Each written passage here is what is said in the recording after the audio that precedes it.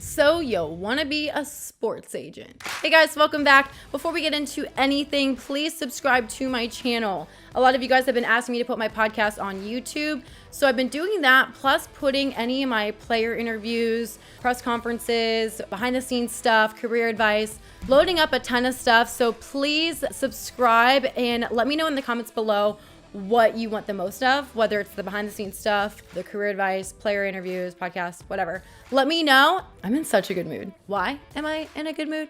Because I got to go to Ohio Stadium this weekend. I know, it's October. We haven't been there yet. Yes. So pumped. We found out Friday during a press conference. They gave us a little treat. If you guys saw my last video, Coach Days had the guys practice at the Horseshoe. Right now, they can't have fans, and they pumped in some music. Music out!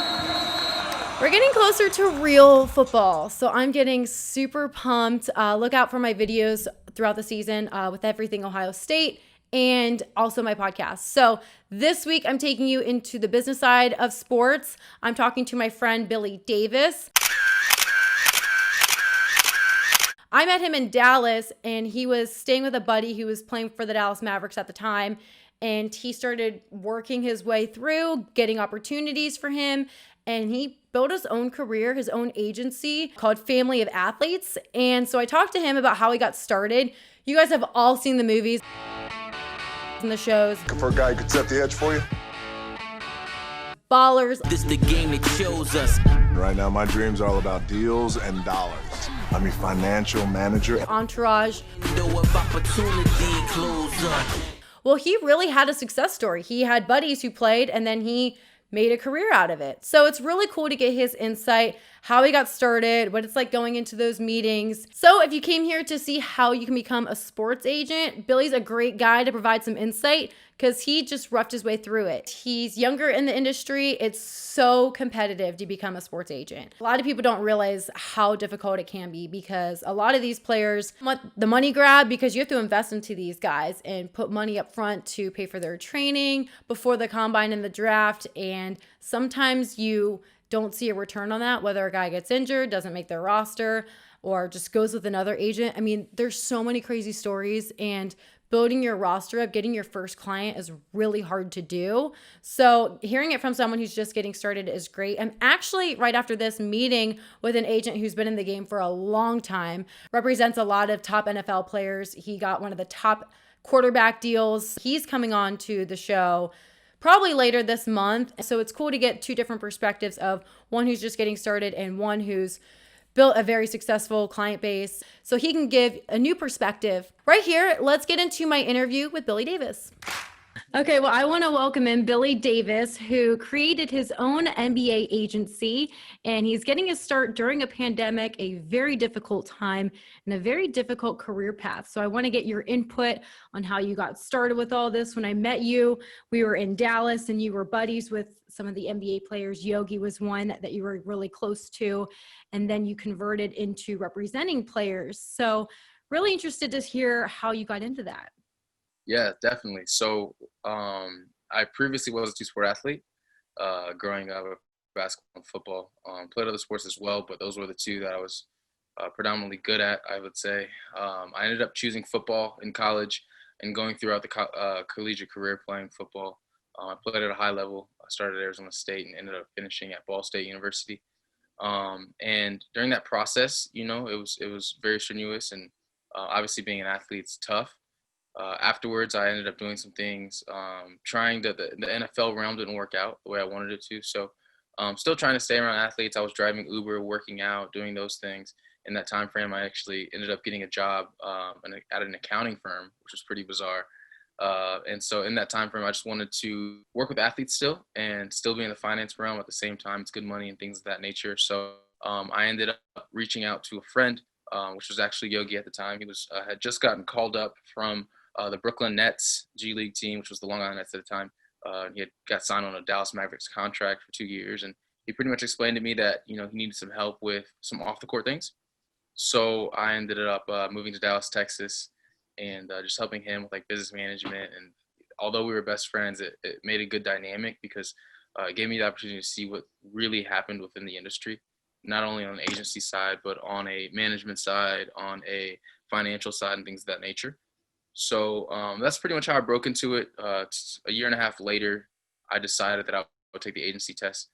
There are just some things that I saw that I felt like I could do better than current agents and with other players. And as far as the communication side, I felt like I was a little bit more elaborative and a little bit more fluid and speaking with a lot of the players just because I've been there before. I'd related to it. So it made it a little bit easier for me in the transition. And that's pretty much how I jumped into this industry. Yeah. So. That's so funny because in Dallas, I was in the same boat, but I guess we never made the connection. I was working a full-time sales job in broadcasting in the G League, trying to get my start on the broadcasting side of sports, not paid, but had to have a full-time sales job. So I definitely understand the grind. But I don't think people realize, like, everyone wants to work in sports, but they really don't see the path to the I made it moment where you're Right. really, really grinding, maybe working multiple jobs just to get that little break. And you had a friend that helped you with that, but I'm sure there were challenges that you had to face to get those big breaks. Yeah, definitely in that time frame. Obviously, being right out of college, you don't have much money, and me not being an independent person, I wasn't sitting back waiting on something to happen with him, especially financially. So a lot of things I would do was try to create more financial opportunities for him, right? That could involve myself. So there was a 4 month frame, 5 month frame where I'd wake up at 8 a.m. every morning, put on a button-up shirt and some slacks, and I'd go door to door um, to different restaurants, different venues, different events, and things like that. Shake their hand, explain who I am and what I was trying to do, and somewhat use the Yogi's platform in the Dallas market to bring opportunities to them. So there were one or two things that crossed my opportunity and crossed my desk of different kind of endorsement deals and things of that nature that I could close potentially and make some extra money on the side for not only him but for me as well, and just learn the business in and out, as well as just different opportunities of ways to make money. I had a friend that um, did professional poker playing, and so there were opportunities for me to help with him and help his business grow and things of that nature. So just as much as I could to stay in the realm of being in athletics and being in the entertainment side of things, I was doing whatever I could, and that was definitely meaning living check to check and scraping as much as I could to do those kind of things. So it was very tough, but the principle of it was that when you're working in this industry, you have to network with the right people. That's the beginning, and actually, you have to understand what's needed, and you have to be able to fit that niche. So that's kind of where the rubber met the road in terms of me just continuing to struggle before I hit a breakthrough. And I think the breakthrough really came uh, after taking the NVPA exam. I mean, a lot of people didn't think I'd pass. There's a 23%, no, a 33% rate on passing the exam. Out of the every year there's 450 to 500 people that take the exam. So it's not very common to pass, but I did it with flying colors, and I think that's where everything started to go upward. So That's so funny. I remember you having your laptop out in Dallas, and you were always studying and you were doing your courses. So I saw the hustle, and I really don't think people typically see that, but they also see, and I've seen it. We had buddies in Dallas who were similar, like Pasha with Chandler Parsons. They always have a buddy who's very close to them who ends up working for them. Now, working with a friend could create some difficulties. We always hear, they say, don't go into business with a friend, but time after time, especially in sports, I think it's very common where a player, even a big time or a small time player, will have their quote unquote entourage of right, buddies from their hometown who always come with them. right, right, You really navigated a path where, yeah, you had a friend, he trusted you, gave you the shot, and you proved your worth. But how do you translate from being a friend to putting the hustle and the work into building his brand and building opportunities for him? How would you explain that to others who maybe have a friend that they would like to help who is right, growing in the sports industry? right. I mean, I think one, it starts with transparency, right? You guys both having a clear cut idea of where you want to be at and how to get there to grow, right? So, us being more mature at a younger age, one thing that we continuously talked about was growth, right? And using platforms and different type of relationship building skills that we could kind of cope with each other. I was always more, I was always more outgoing, I would say, and outspoken than he was. But he's, always been a great athlete and things of that nature. So I think that friend dynamic also helped in terms of just one, the transparency and the trust aspect. Because when you get into business, when money's involved, and there's always a trust aspect in there, and you've got to make sure that you trust that person in order to get the deal done, or you can not be in attendance with someone taking a meeting about you. And it's those things that we see every day now within the agency realm and within the realm of athletics in general. There's always different types of things going on behind the scenes that people don't know about. And so for one to be able to trust your word and to make sure that you're interpreting things as a we instead of a me, I think that it just becomes more literate. So I think a huge part of it too is if you are part of a big agency versus going with more of a boutique one, you could just be a number in the system. Like if you're an A-list client, then maybe you get that attention from the agent. But sometimes right, if you are just a number in the system, you only get their assistant. So I think right, having that relationship, I mean, you were with Yogi every single day. So yeah, yeah, he 100%. could access you at any point in time. But the agency game has changed a lot, especially with the NBA and name, image, and likeness. Yes, How would you say that adds challenges or even benefits? Because I think social media, for one thing, is a huge outlet for players, and I've seen in basketball, high school players get very, very noticed from making their own highlight reel. Before yes, they had to just wait for Sports right, Center, ESPN to notice them, but now anybody can create their own highlight reel. right, So does this create advantages for you, or are there some difficulties with how the agency game has changed in regards to competitiveness and yeah. new media and everything that has come out I within think the past couple of definitely years? content and media and social media and things have definitely helped.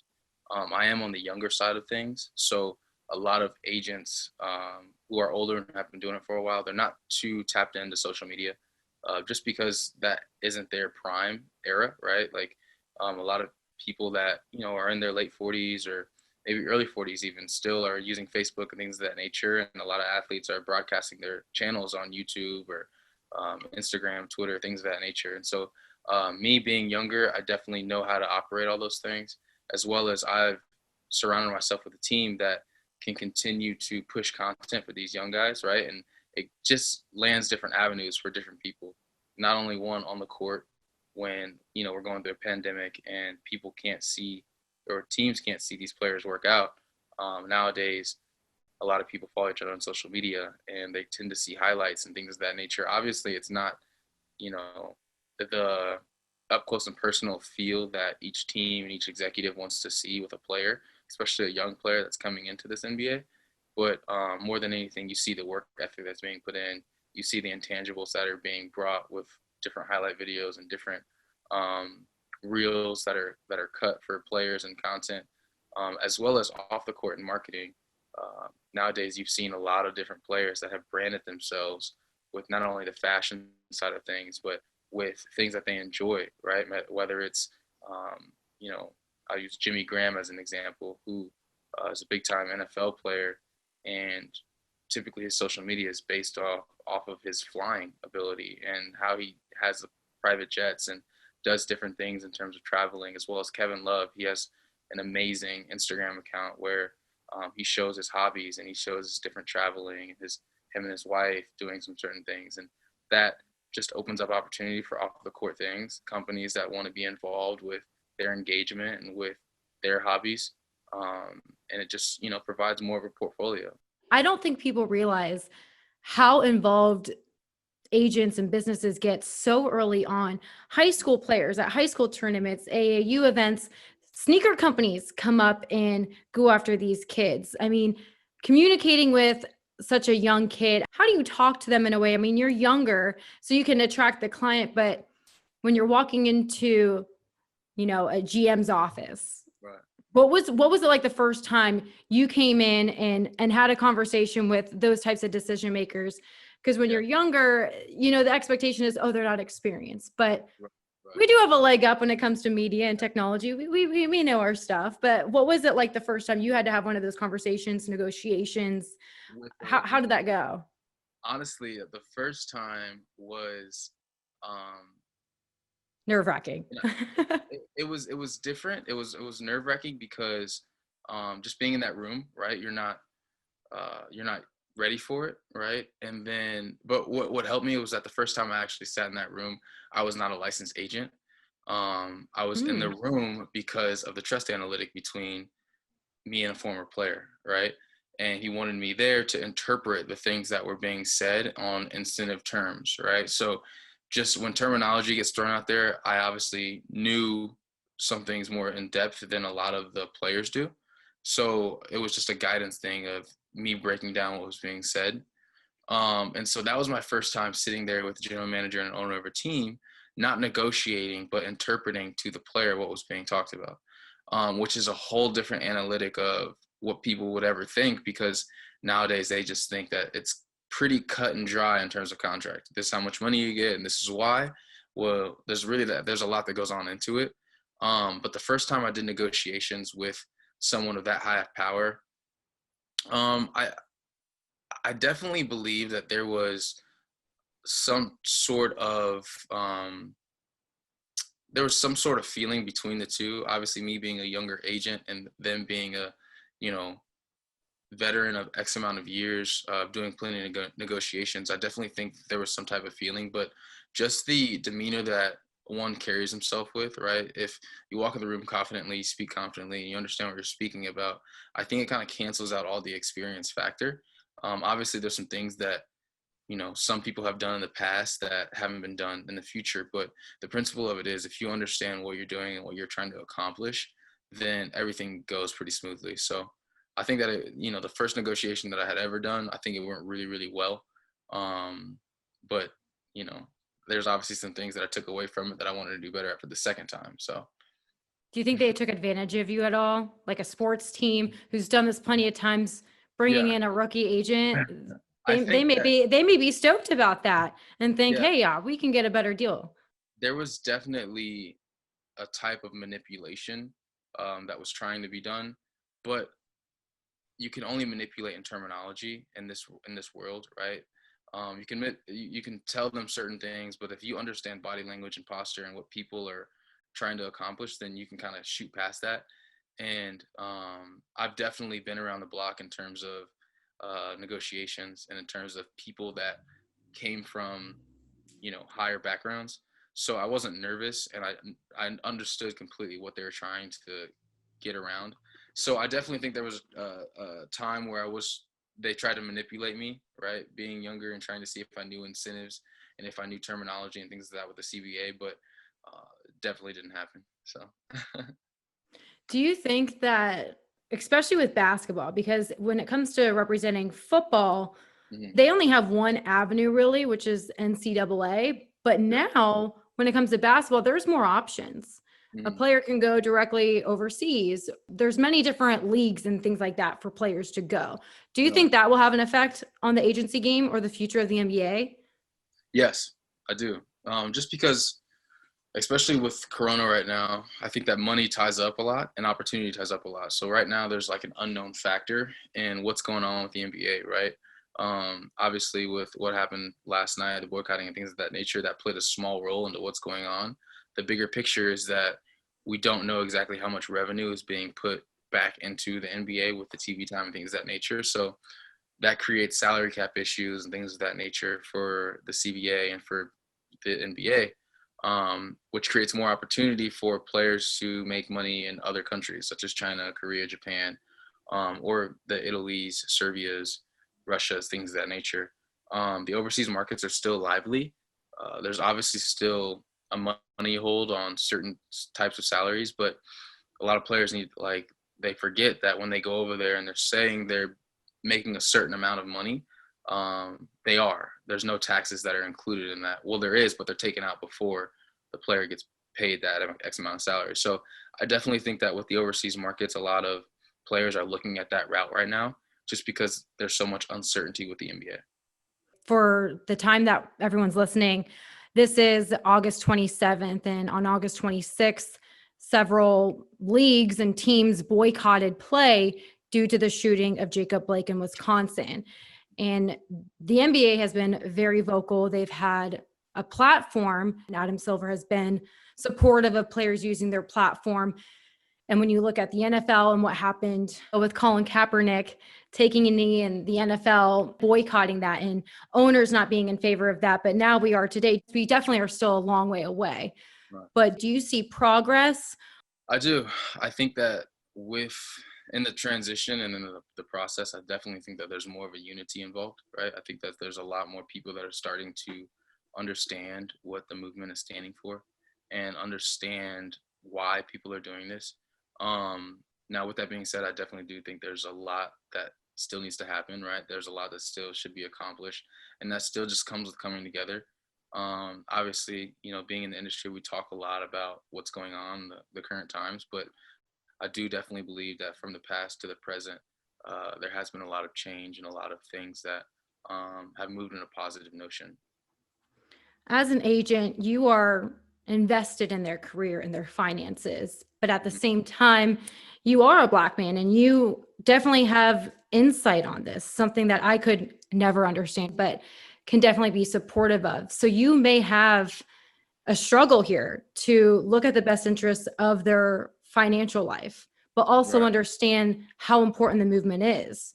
Mhm. So how do you communicate that to your clients about boycotting, taking the right move, thinking of their future? Because it's got to be a difficult decision, and Right. thinking about what's the best way to be supportive, but also think about my team and things like that. Mhm. Um, it's just tough, It's a very tough conversation to have. I think that more than anything, just raising awareness to the young crowd, right? So they understand what's going on. Because even for the pre-draft process, guys are now, right? All they think about is the draft and what their future entails, because that's the main priority on their mind is what's happening next for them. But yet sometimes we lose focus on what's happening in the world, right? And we can't always think about us, or me. We got to think about us. Excuse me. So I definitely just think it's a lot of um, reassurance that things are going to get better, right? But we also have to come together and we also have to understand, because that's truly, I'm a person of understanding, right? If I don't understand something, then I like to ask questions. I like to figure out why. And then I like to make a rational decision based on that. If people don't understand why, no matter what the situation is, no matter what's going on, then they'll never truly make a rational decision of what's right and what's wrong.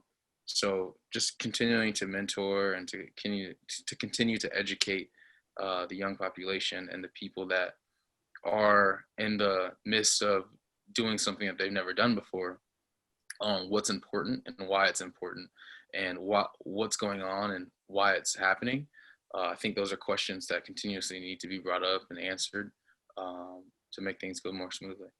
So. I have to think that the players inside the bubble are struggling in so many ways. With the pandemic, they can't be with their loved ones, but also there's so much racial injustice going on, and they feel responsible for taking a stance. How do you think that their mental health is during this type of time? And how are you talking about that with your clients? Right. I definitely think it's a sense of restlessness, right?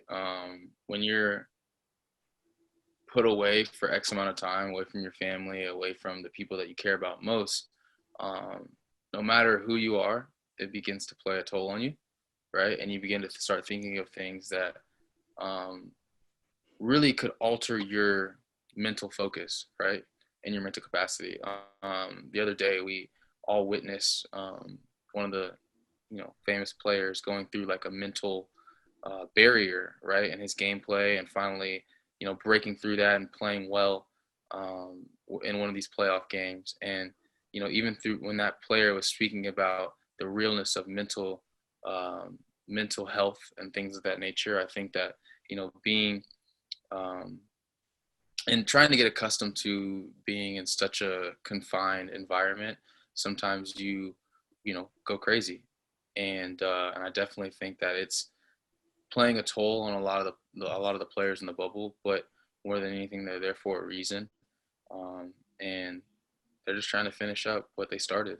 So I think restlessness was a word that they used often. They're just sick and tired of it. I mean, there's so much that goes into just going through one regular NBA season, physically and mentally. But now yeah, you're in a bubble. Now you have all this politics and racial injustice. There's just so much that they're forced to deal with. I can't imagine what it's going like. So I can understand why they boycotted the game. They're mhm, probably thinking, I'm just sick of this. I completely agree. I completely Yeah. agree. I'm definitely going through something. So I can't say because I'm not there, so I'm not Yeah. exactly sure, how they feel and what's going on. But just the conversations that I have with people that are there, there's definitely a sense of urgency to finish up and come home. Kind of wanted to go over fun stuff, like going back to representing a friend of yours. Hmm. Was there ever a time where you guys went out at night and you guys got into it just being guys and then woke up and had to handle business? I mean, how do you handle, like, oh, we have a fun night out and then next day's work and the events of the prior night? Yeah, Guys kind of shut it down and just move on, but right. be business partners and best friends. That'd be interesting. Yeah, I mean, it is definitely a funny dynamic, but I think the bigger picture of it is maturity, right? Like, no matter how much fun we have, we both understand, and this goes with all my clients now because I typically try to make them comfortable, right? There's clients that I represent now that I'll take to a bar, right, and we'll sit there and have a drink and just watch basketball and talk and things of that nature, and I try to let them know that I'm a human as well, right? Because sometimes there's a stigma of, oh, he's a doctor, he doesn't have fun, or oh, he's a, um, news reporter, they're not allowed to have fun. Anything of that nature. I mean, there's always a stigma and a certain image placed on people and real life careers, and we tend to forget that they're people too, because on the inside realm, right?